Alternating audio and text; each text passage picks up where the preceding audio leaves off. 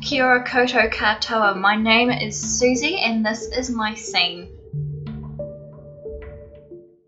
Hello everybody and welcome back to another Susie's Scene.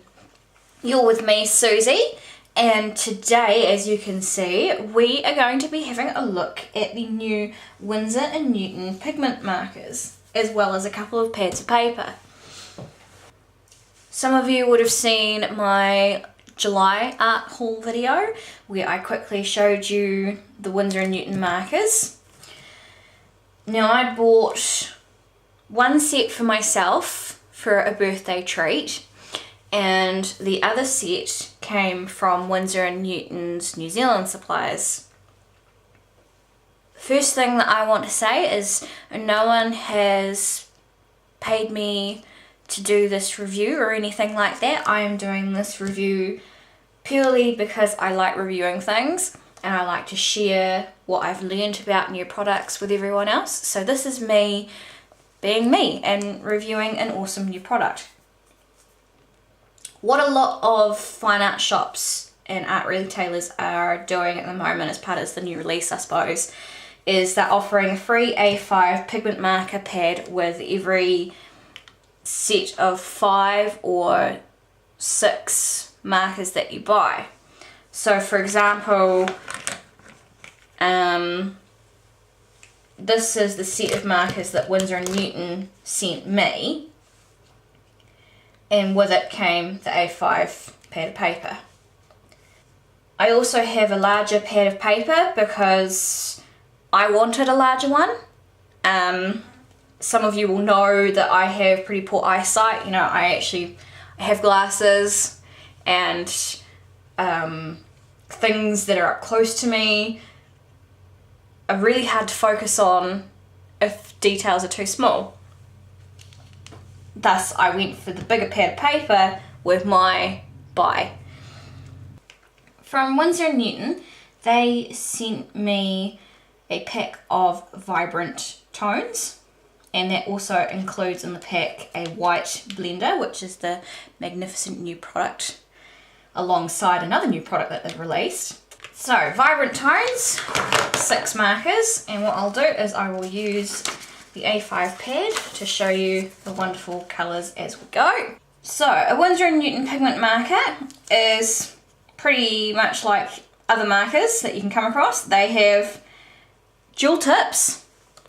You've got the nice fat nib on one end, and then you have a pen tip on the other. They're a sleek white design, and you've got the colour written on it, as well as a colour band. And the other place where the colour is at the top of the nib, and it just has the colour number and the colour dot. In the bright tones, we have scarlet,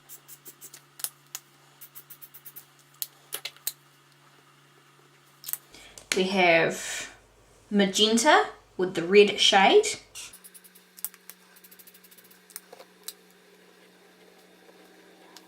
lemon yellow,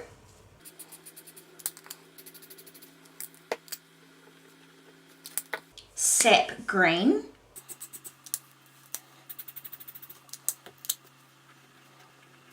and finally, for the vibrant tones, a phthalo teal light.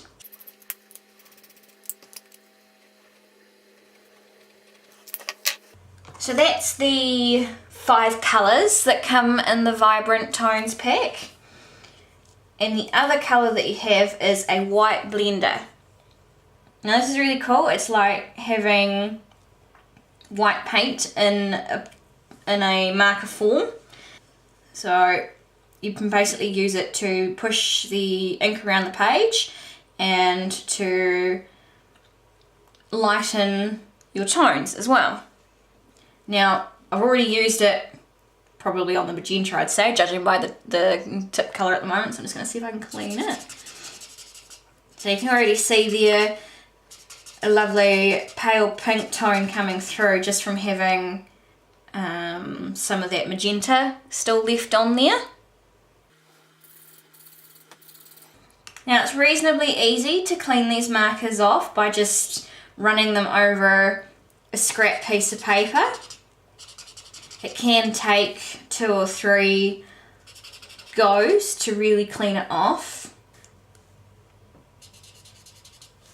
And there we go, there's practically no colour left on that now. So now, if I add it to another colour, I can lighten off another tone. I'm going to turn the teal light into an even lighter shade.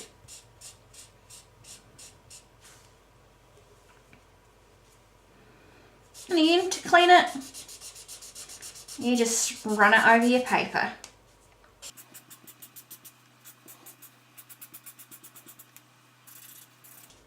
There may be a little bit of staining from certain tones, but generally I've found that that staining doesn't affect the marker the next time you want to use it.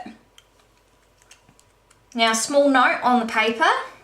These pigment markers have been designed so that they only work the way they're supposed to work on this specific pigment marker paper. So, for example, if you're going to do a full illustration using just these markers, you want to do it on the pigment marker paper. That's the only way they're going to work and get this lovely painterly effect, and the only way you're going to be able to push the ink around and do cool things with the ink is on the specific paper. However, there is a way around it. And as you can see here, I've already had the option and chance to play around. Now, this piece here and these 2 little trading cards were done on Strathmore marker paper, smooth Bristol and vellum Bristol. How have I managed to get these markers to work on different paper? Well, you can go check out the videos, ha ha ha, but what I basically did was I used the A5 paper like a palette. I've taken a colour, for example, the phthalo teal light, put a small amount down, like so, taken a paintbrush, just any old paintbrush, depending on what you're working on. This is a Princeton Select. Add a tiny amount of water, and then run it through the ink. And then from there, you can take it onto pretty much any other type of paper. For example, this is just printer paper. And then apply the ink onto your drawing.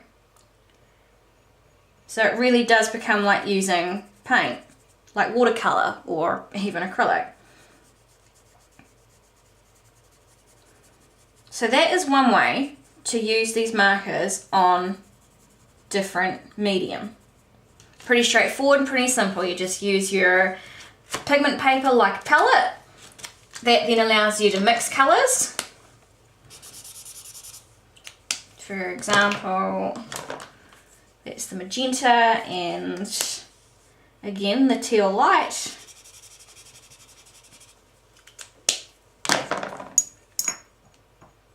I'm now taking my paintbrush, I'm just going to mix the 2 colours together.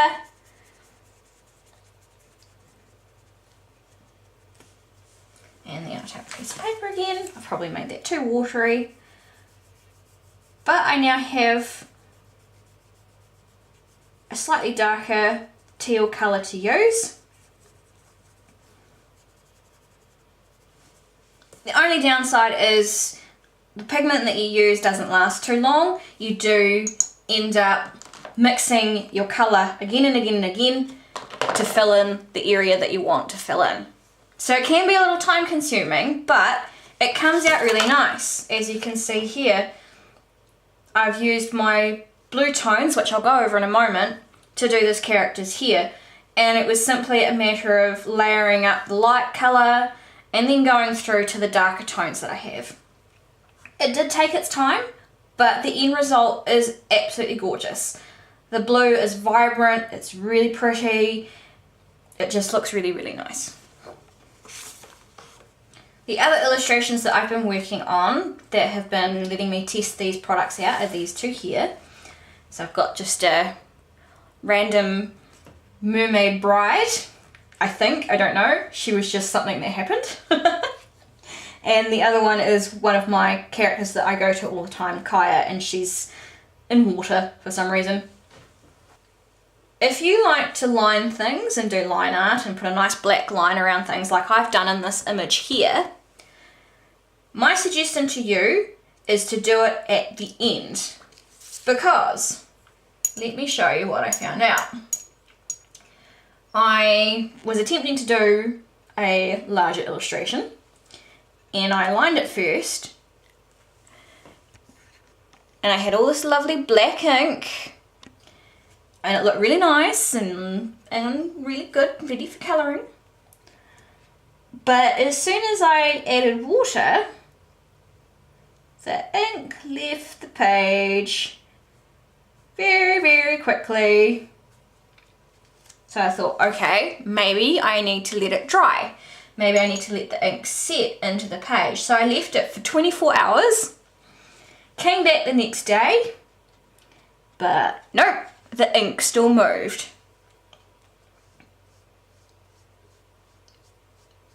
Just like that, gone. So if you like doing black lines around an illustration, particularly with these new markers, it is suggested to do it at the end, which is what I've done with this illustration here.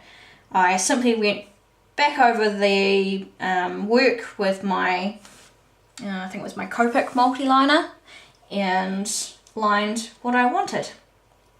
So now she pops off the page nicely. Okay, so that was the brights. Let's now have a look at the blues.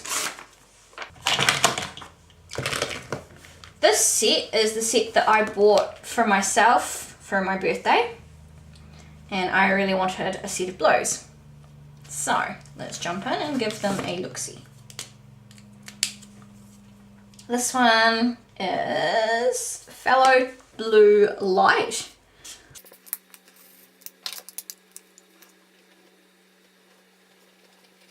Fellow Turquoise Light.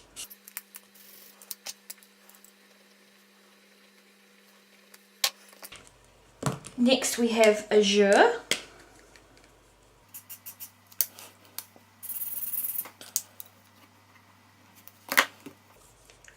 Followed by Royal Blue Light.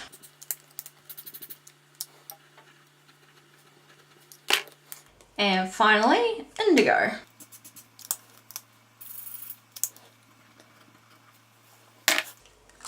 And of course this pack has also come with a white blender. Looks like I forgot to clean this one off, so I'll just quickly do that. So I'm just going over the indigo, pulling the ink out. And if I keep going over it, I can keep lightening the tone as well. And you can actually spread it out quite a bit. Keep going lighter and lighter and lighter. The other marker that's really good for pushing your ink around and keeping it in the same colour range is the colourless blender, but I haven't got one of those. But there we go, that is my blues. And these are the brights. So they're really vibrant, gorgeous colours. Absolutely love them. They are re-wettable, so you can come in with another marker and reactivate it again. There we go. When the marker has just freshly been put down, you can add water, and that will also thin out the ink and turn it into an almost opaque colour if you want it to. But that is only when you have just added the marker to the paper, because it doesn't, the water doesn't reactivate the marker. Only another marker can reactivate what you've already put down. For the most part, the colours come out the same from one end to the next, but you can see a little bit of variation. For example, here in the turquoise light, the pen tip came out with a bit of green tinge in it. I don't know if that's just the way it's been mixed or the way it's been sitting or what, but there is definitely a more green tinge to the pen end than there is to the nice fat nib. Again, you can see it in the royal blue as well.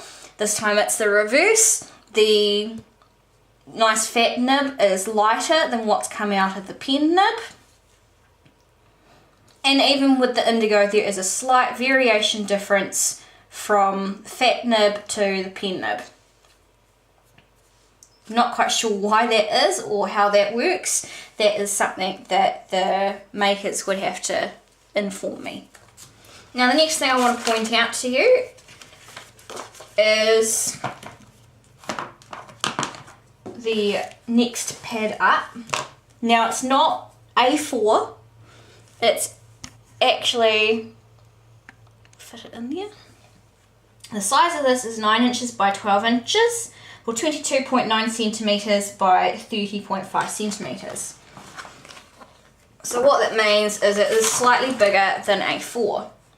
So what I've got here is just a illustration that I'm planning to work on at some point.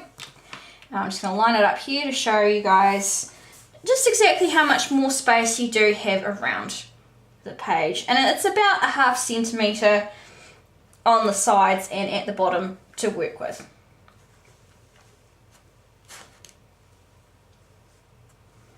Other than that, it's lovely paper, it's excellent to work on. It does tend to buckle when you're using it. This piece here, when I was painting it, I'd already taken the paper out of the pad and was working straight onto it on the desktop.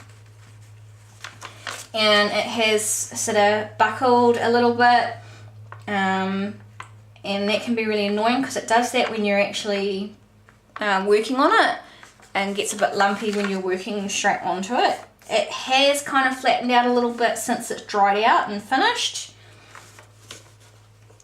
And then this one here, this one I still had it attached in the pad, and I think that has actually helped a little bit. It hasn't buckled as much as the other one, and of course it doesn't actually have as many heavy thick layers on it either, which that can also affect how the paper reacts and buckles. So those were just on the A5 pad of paper. I haven't done anything in the A4 book yet. So what are we waiting for? I have this lovely illustration here. Let's use this for a test in the, I keep calling it A4 pad even though it's not A4. I know that, it's just easier to refer to it like A4 pad. But let's use this illustration and see what awesome magic I can come up with.